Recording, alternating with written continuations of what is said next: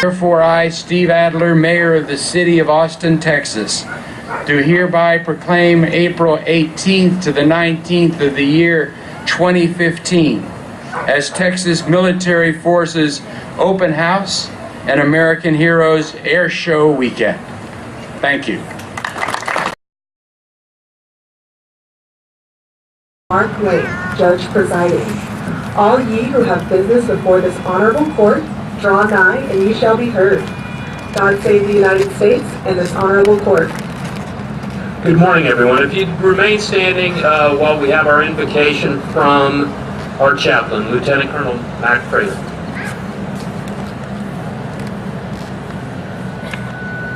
Please bow your heads with me in a word of prayer. Almighty God, we approach this ceremony with an attitude of sacred respect. We pause to express our genuine thanks to you for our nation. Each of those participating in this ceremony are experiencing a dream become a reality today. As they join the ranks of millions of others who've gone before them, we ask your blessing upon each one. May they enjoy the unalienable rights of life, liberty, and the pursuit of happiness. Amen. Amen. Well, good morning to everyone. My name is Mark Lane. I'm a United States Magistrate Judge.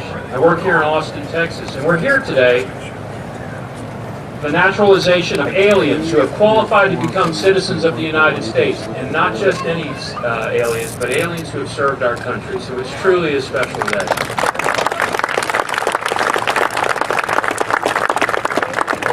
Always thought it sounds so strange to call people aliens, but there we go. I want to welcome not only them, but their families, who I know are an important part of their presence here today. But I also have several other people who I'd like to introduce as well. And I've neglected to say, please be seated. I'm sorry.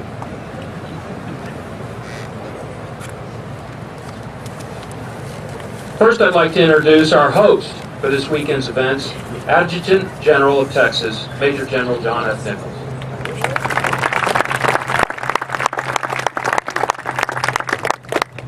Command Sergeant Major Mark A. Whedon, Texas Military Forces, Senior Enlisted Leader, and his wife Shelley. Ms. Diane DeLisi, Civilian Aide to the Secretary of the Army.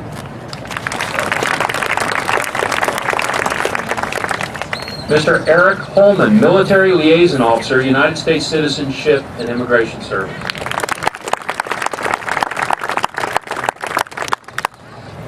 And one of the people that makes it all happen, Mr. Jim Paulus, founder and CEO of American Heroes Air Show.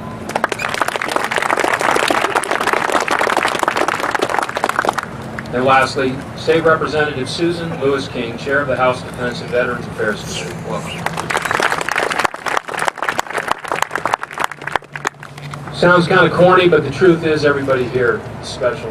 You're either here because you support our armed forces and our first responders, our police and our fire departments, or you're members of the community for whom we all work, or you're the families of these good people here who are about to be sworn in as United States citizens. So truly, everyone is special here, and I thank you all for being here. We've got two speakers on the agenda today, and both gentlemen have promised to be meaningful yet brief. Is that right, Chief? Done? All right. And we've also agreed that I'm going to cut the introduction short because both of these gentlemen were introduced earlier. First, I'd like to introduce Chief Art Acevedo.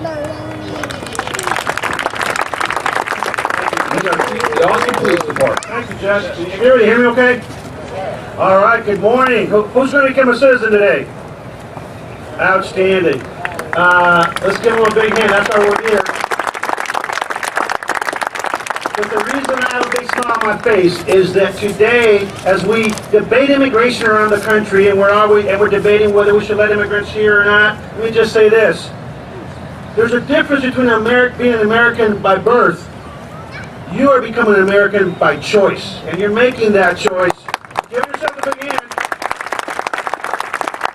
Because you came here looking for freedom, looking for opportunity, and looking in your hearts for service. And so I want to tell you, as someone that got here in 1968 when we won the lotto and we got the greatest gift on earth, which is the gift of being an American, I want to say congratulations. Thank you for serving.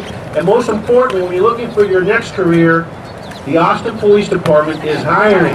We are hiring.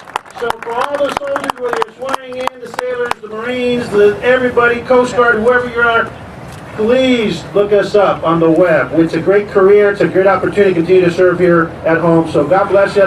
Judge, thanks for being here. General, thank you for your hospitality and the great partnership. And let's get this ceremony going. Thank you.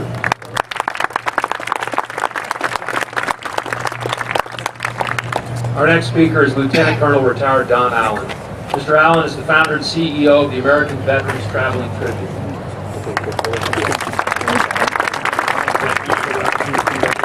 Thank you. What a great day. I echo everything that Chief said. He always hits it right on the head. It's an honor to be here. It's an honor to have our traveling wall here so that we can pay our respects to all those who came before us.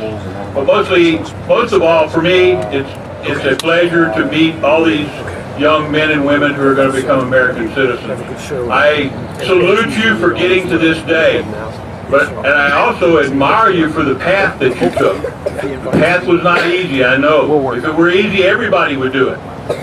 But I salute you for what you've done and what you will continue to do as American citizens. Today is a big day. I want you to always remember it. This is the day you joined us, and we care about you. We love you. We welcome you as the newest citizens of the United States of America. God bless.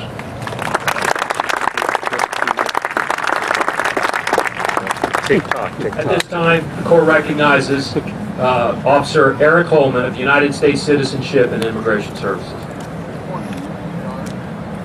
The United States Citizenship and Immigration Services has called 23 applicants to report here today. 2 are absent. 8 of the applicants have included petitions for name changes with their respective applications. If it pleases the court, Your Honor, on behalf of the Department of Homeland Security, United States Citizenship and Immigration Services, it gives me great pleasure to move that the 21 applicants in attendance today have their applications accepted by the court, along with any requests for name changes, and the applications and applicants for those who are absent who can continue for good cause. All of the citizens. Yes. Officer Holmes, are you satisfied that the petitioners you've mentioned, are they present? They are, Your Honor. And are you further satisfied that the petitioners have complied with all the requirements of the law and regulations in every respect? Yes, they have, Your Honor. Are you further satisfied with your examination that each petitioner is entitled to be admitted to the United States citizenship? They are, Your Honor. Is there anyone amongst you who cannot take the oath without any mental reservation or purpose of evasion? If so, you will now stay. Is there anyone present in this court who has any objection to the admission of citizenship of any of these petitioners? If so, you will now so stay.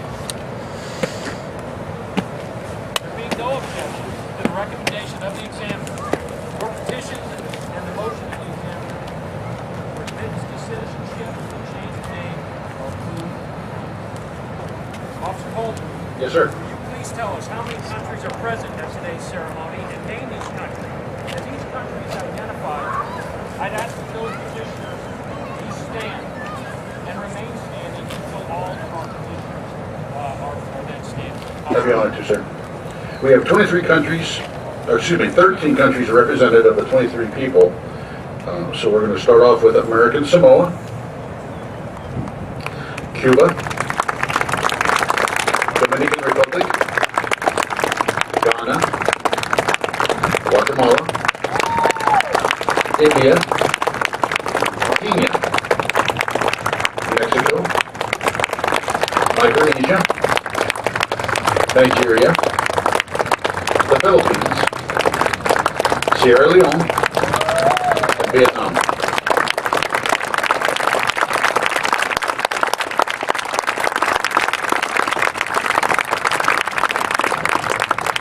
Did we miss anybody back there?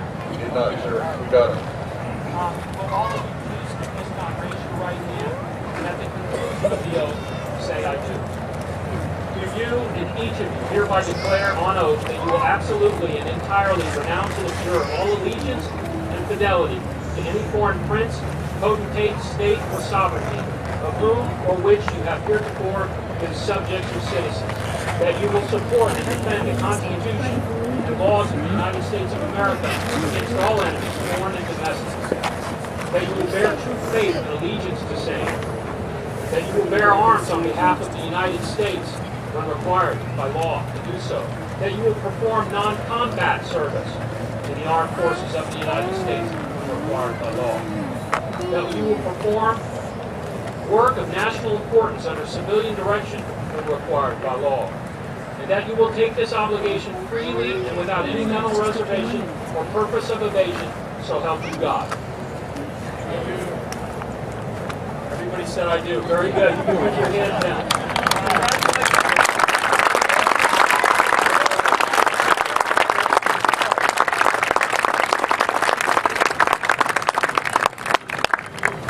And if you remain standing for the Pledge of Allegiance, that's going to be, we're going to be assisted by these good-looking young men over here. Cap on. Get on.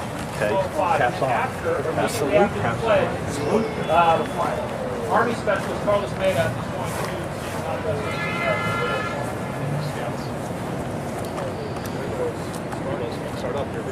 I pledge allegiance to the flag of the United States of America, to the republic for which it stands, one nation, under God, indivisible, with liberty and justice for all.